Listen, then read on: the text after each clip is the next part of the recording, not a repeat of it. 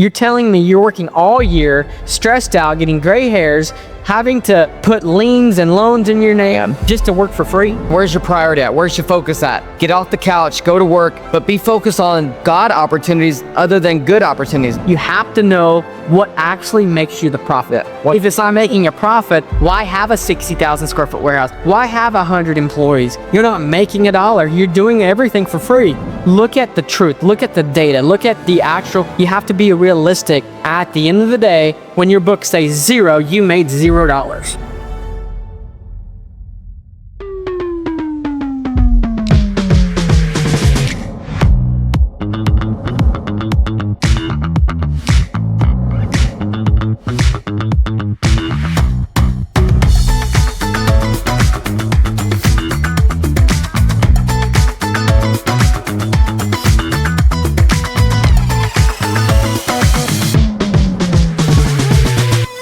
Welcome to the Young CEO Podcast. I'm your host, Kyler Croft. I went from making $250 per week with no purpose to leading a multi-million-dollar business. Now, I help faith-driven entrepreneurs build businesses that honor God and create real freedom. This podcast was built to equip you with practical tools, real stories, and a reminder that you're called to lead starting now. Hey guys, welcome back to the Young CEO Podcast. Today's topic, we're going to be talking about when you're stepping into something new, what do you focus on first? And I'm going to be interviewing Colton on his business knowledge, on everything that he's learned over the last 24 years, 7 years in business as the CEO of Saddlebrook Life, running a multi-million-dollar business. That way you guys can understand what goes through his head, what he's going through. So I'm going to ask some questions. We're going to make this quick for you guys. If you got a pen and paper, write these things down, because if you're stepping into a new season, these are some things that you're going to want to know. So let's go right into it. Question number one is, what's the biggest mistake people make when choosing what to focus on first? Well, I think first you have to go back to business principles. Is what's the biggest priority? And you know, what's flashing red, what's flashing yellow, and then what's flashing green right now. So if it's in green, are you going to focus on it and make that your priority just because you want to do it? Or are you going to focus on yellow, but then you have this big red light over here flashing like a check engine light, but you're not recognizing it because that's not something that you want to do. Most people, when they look at the priorities of what they need to focus on, guess what they want to do? Everything that comes down to what would propel your business forward is in one thing. It's in that one thing that you don't want to do. Because you don't want to do what it takes, but you automatically know. Why do people pay for coaching? Why do people pay for lessons, hanging out with the right people?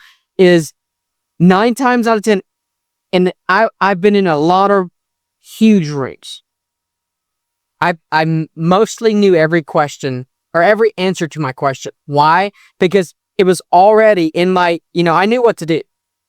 But why are so many people and business owners avoiding the one thing, the one priority that would actually propel your company forward? Because they're avoiding it for a reason. It's either too hard, too nitty gritty. Or it's something that they don't know how to do. It's something that they've never done before, or it's just something that I'm very controversial when it comes to this. Is get off the chair and quit being lazy. Like, yeah. If your company is struggling, Or your family, and you have a priority number one, and guess what? I'm gonna put it off till tomorrow. I'm gonna put it off till next week, because you're trying to avoid the one entire thing that could honestly propel your company to the next level. Mm-hmm. So many company and business owners, they don't do that because they're trying to avoid something that they don't want to do. Well, I've been in business for 7 years and I'm not doing that. I hire people for that. Great. Well, then you have to make sure that priority number one is flashing red gets finished. Because if you don't finish that, then all of a sudden your entire company comes to a stop, because that red light didn't ever get off. The check engine light, after a while on a diesel pickup, if you don't check on it, pretty soon you're going to get stuck beside the road. Yeah. That's what happens when companies, they start ignoring the red flags and the check engine lights, because one, their priorities are off. I would rather focus on something that I love to do. Well, guess what? You're the business owner. You better figure out either hire the right person, but that priority Sometimes you got to do it.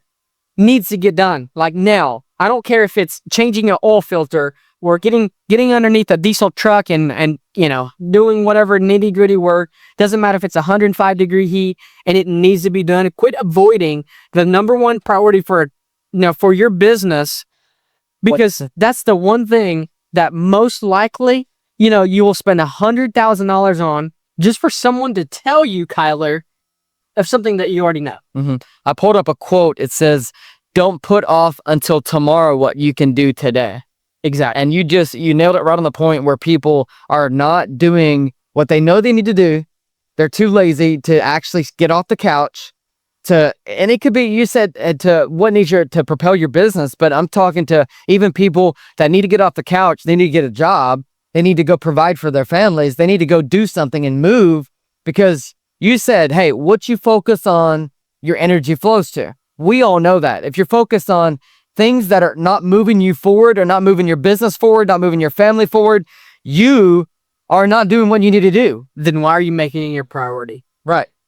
If it's not moving you forward, why are you making it a priority? A lot of people, you make it a priority because it's easy and it's something that you know how to do over and over again. Right. Versus doing what's going to move the needle forward.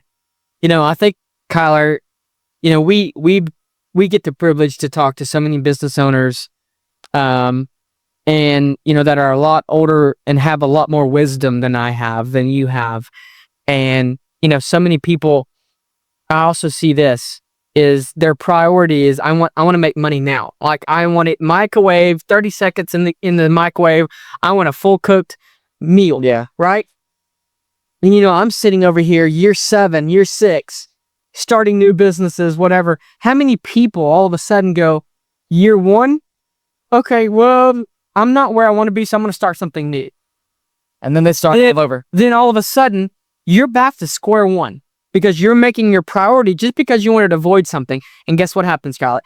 Every single time that you come up to that point again in that business, the next business or the next business or the next business, you're going to hit a plateau, and it's going to be the exact same problem that you should have fixed years ago, but now it's going to hit you like a rock again. Right. It's not the exciting things of, hey, I had a new LLC, or I'm in sales, I just made a $500,000 a year. Yeah. Business, when it comes down to it, the business owners are not focused on the right things, the right priorities that will move their company forward. All of a sudden, they're broke. Well, then they come and ask, well, why did I go broke? Well, where was your focus? Was it on the things that you just loved? Was it blowing the money? Was it, and a priority is, and here's my belief. I believe that the husband should be the full member of the house. They should be the full income of the house. If your wife wants to go make money, that's great. She should not have to split anything. She shouldn't have to worry about money at all. And I get it. Some people might disagree with me. Some people, you are supposed to support your house, your wife, your kids, whatever it might be. A wife is a helper. It goes back to Adam and Eve. They're created to be a helper for the husband. And that's when I look at so many husbands, so many men out there that they're lazy. They're like, well, my wife will make more money than I am, so I don't have to push it like most people do. No, you should get out there. You should get off your butt, get a job. Not even get a job, but what would it do for your business if you took priority number 1 is your family. So if your family is the priority number 1, all of a sudden you should have a drive that nobody should stop you, Kyler. Nobody should get in front of your way and say, because of my family, because I know where my priorities lay, I'm going to do what's best for them. And when you put them in front of you, all of a sudden, you're willing to do the things that you're avoiding. You're willing to do the things that are nitty-gritty that people don't want to do.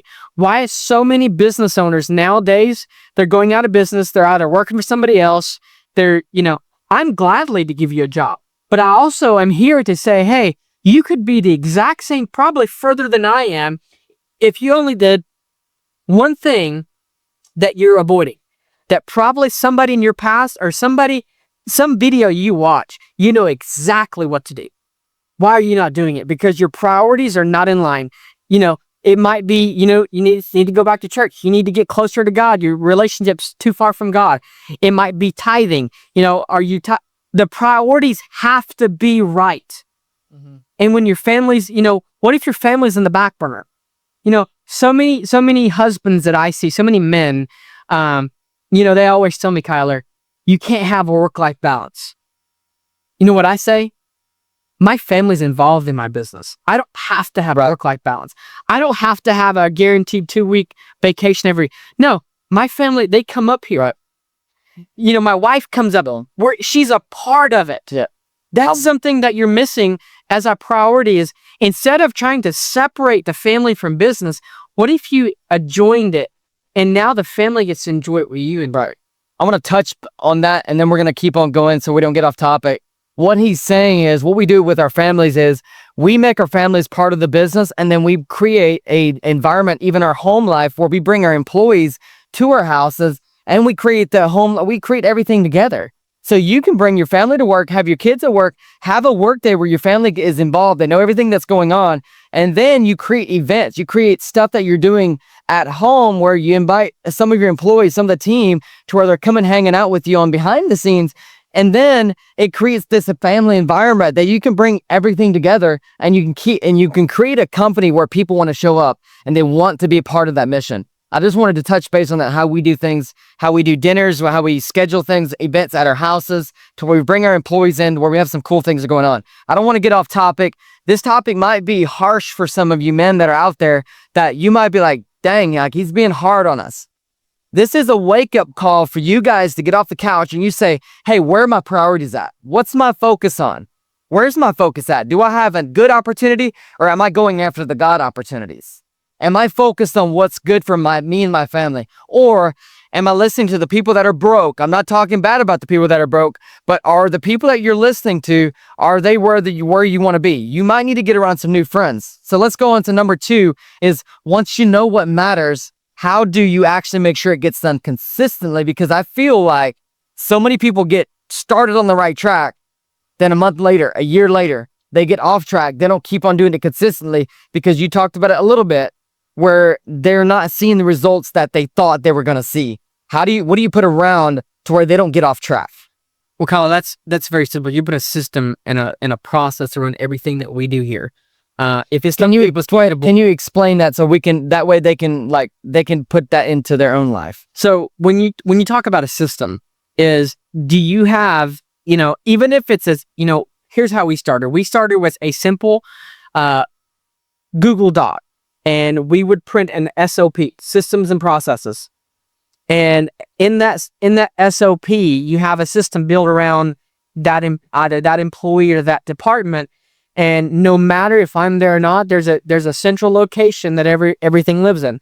So if they ever question, hey, how do I do my job? Hey, where's this at? Hey, where's this link at? How do I log in? Anything from onboarding to offboarding to hiring new employees. How do I post on social media? How do I, construct a house from beginning to end? What does a production manager's system look like? What does a production assistant manager look like? What does a inventory manager's system look like? Everything in your business has to be a system. And then all of a sudden, if you go back to the very beginning, you are the system. Everything that you do is you. So, unless you just start off with a angel investor that invests $5 million and you can hire out, but you have to put systems around those people. Mm-hmm. Because when you don't put a system around the people, you look at the Bible, Jesus created a system. Mm-hmm. You don't just do one thing and, the Bible says this, but that's a system.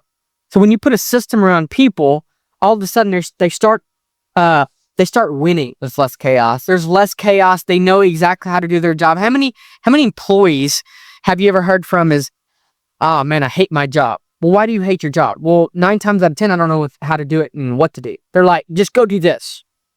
And then guess what? They get fired, they get reprimanded, they get something because you didn't do the job that they were supposed to do. Well, then I would go look at the business owner and I'm like, well, did you tell them? They're like, yes, we told them. Okay, well, do they have a PDF in front of them that shows them how to do it? Well, no, how do I do that?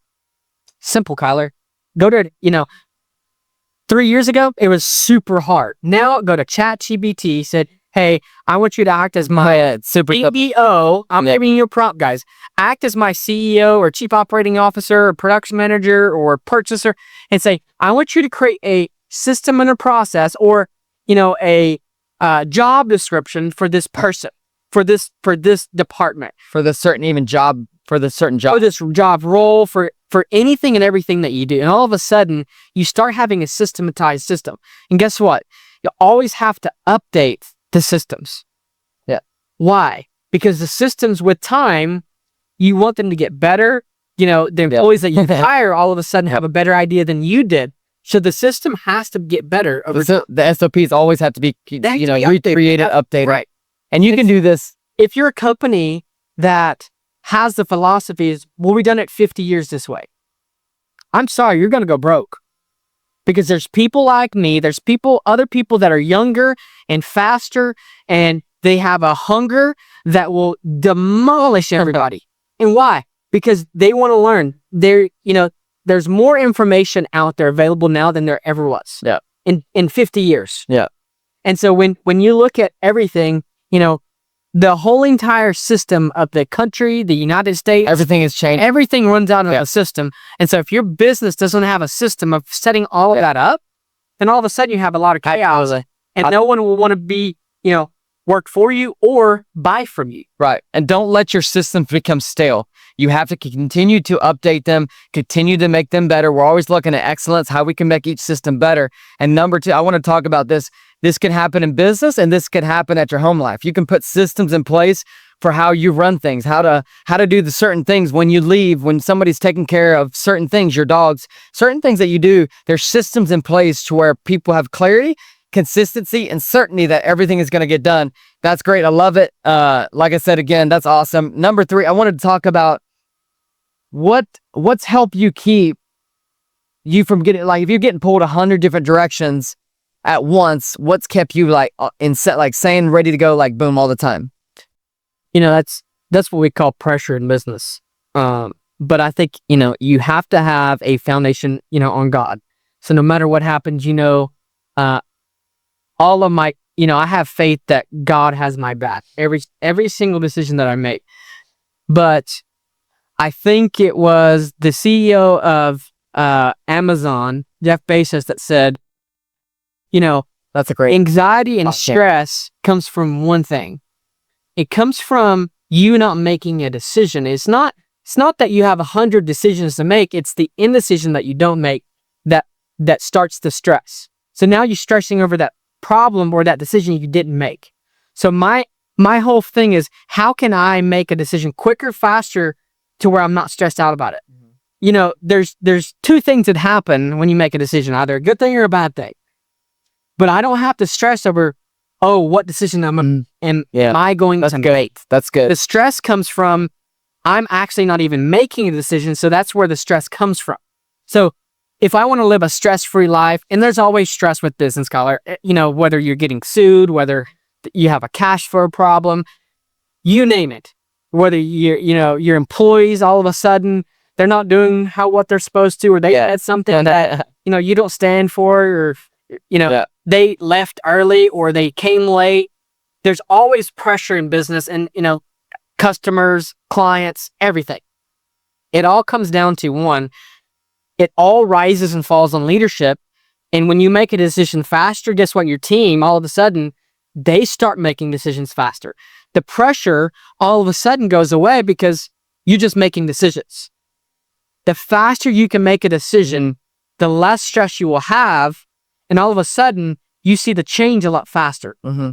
Now your employees will tackle that right with you. Mm-hmm. They start answering the phone faster. Now you have all of these departments starting to make decisions faster too. Because all of a sudden, how long does it take a change order to go up through Amazon? All of your board of directors, it has to go through every single one of the corporate things. Yeah. Right. Yeah. Or can you just make one decision that makes it, it's done? Right. And I think that's a deeper, longer topic on how, and we're going to get that into next. But stress and anxiety come from not making a decision, but an indecision to where you're lingering on something when you could have just, boom, made the decision, live with it.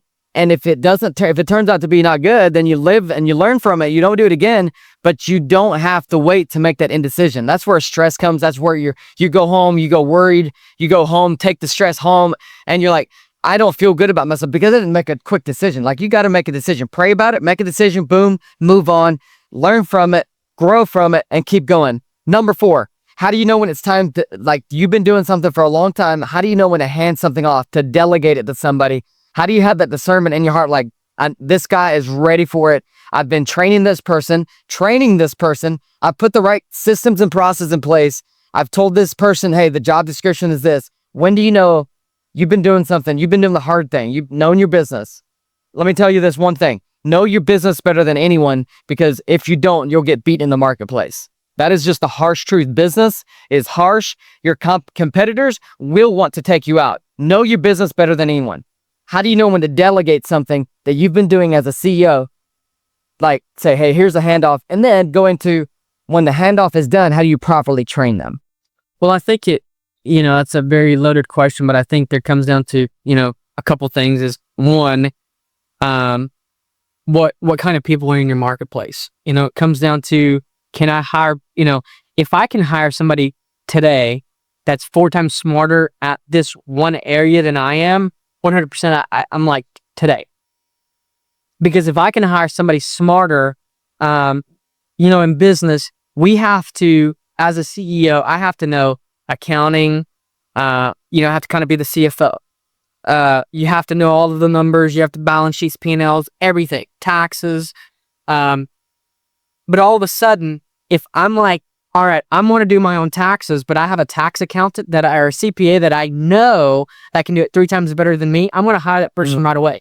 Why? Because they're trained in one certain area that I'm only maybe 25% at. They're 100% because they've done it all their life. Mm-hmm. Yeah.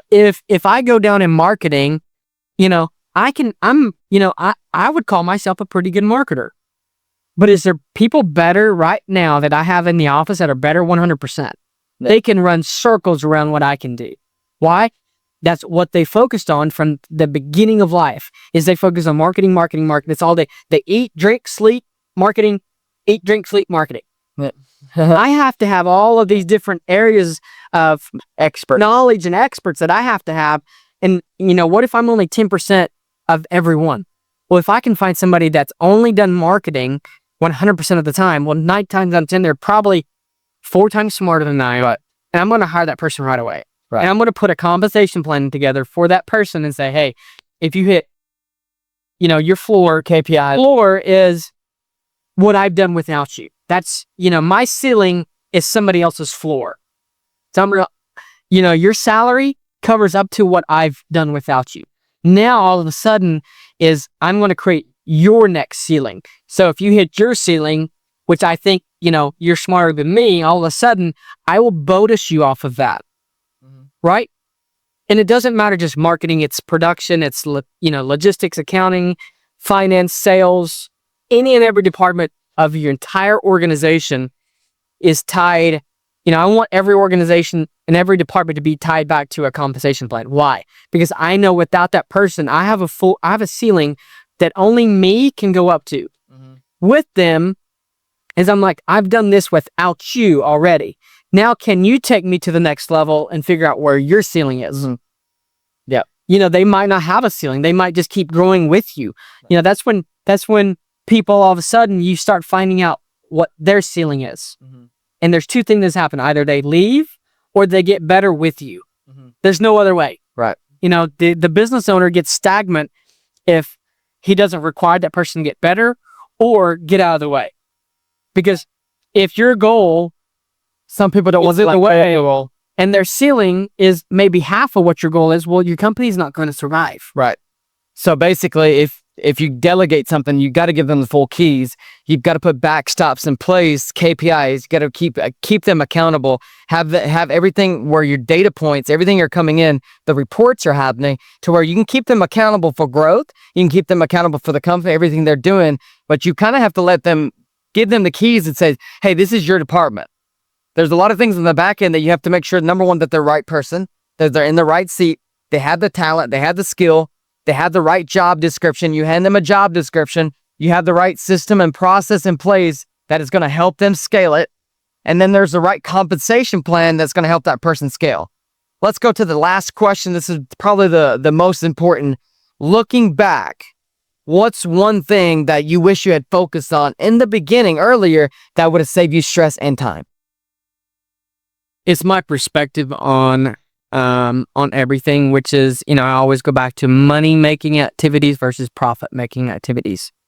And, I'll explain that to you is there's so many people right now in this world that, they'll chase the money. They want the top line revenue.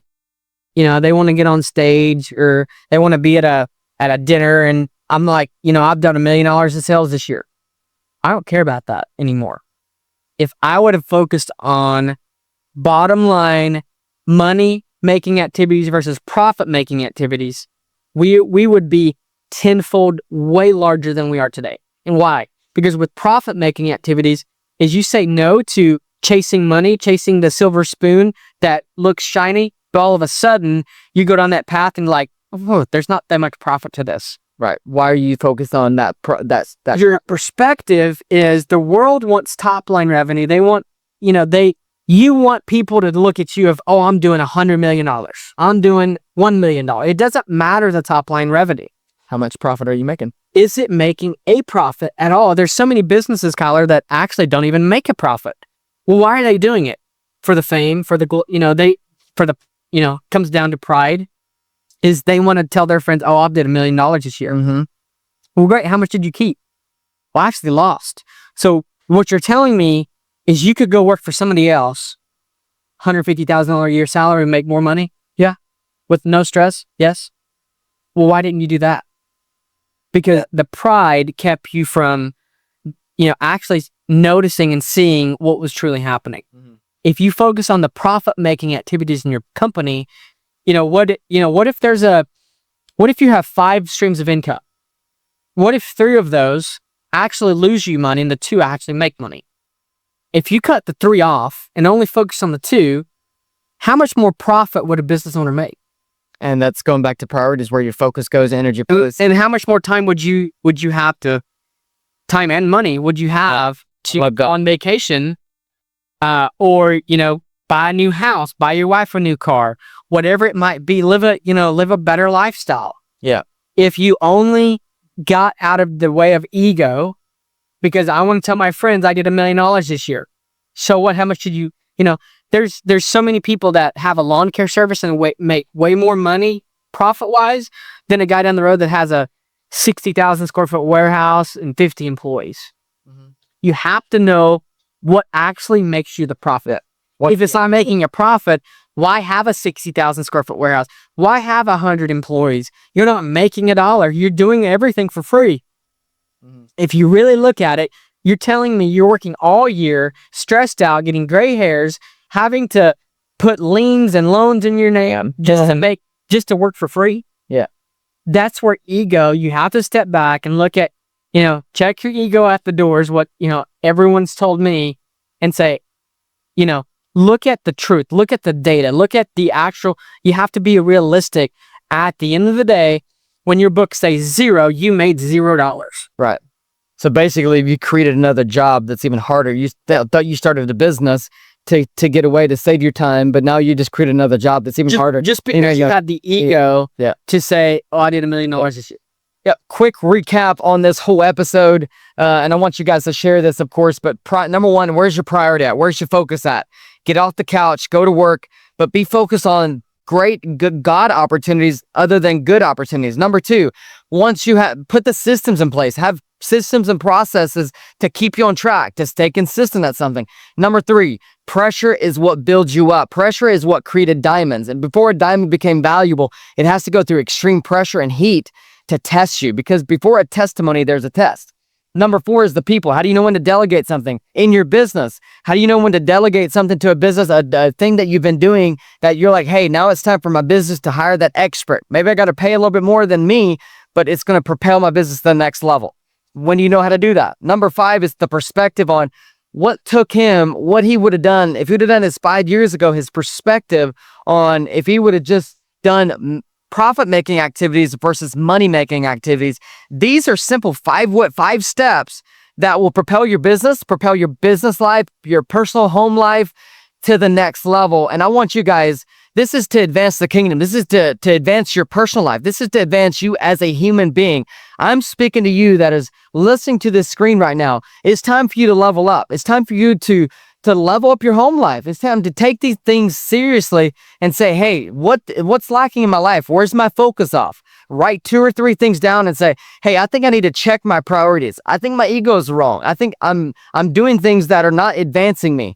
What are the things that I've been holding off that could be done today, but you want to put them off till tomorrow? Do the things that need to be done today and just do it. Just do it. Like, that is literally everything you have to do. So guys, again, thank you guys for listening to the Young CEO podcast. And if you want to be a part of this mission that we're on to advance the kingdom, to raise up leaders, to raise up godly leaders that are strong in their faith, that are strong in prayer life, because I believe that is the number one thing that men need to do, is to start taking control of their life and to pray to God that, hey, this is time, this is your season, this is your moment to step up and to level up and to go into your next season. Thank you guys for listening to the Young CEO podcast. Share this with a friend, share this with a CEO, share this with a person that needs to hear this today. Again, have a blessed day. Peace.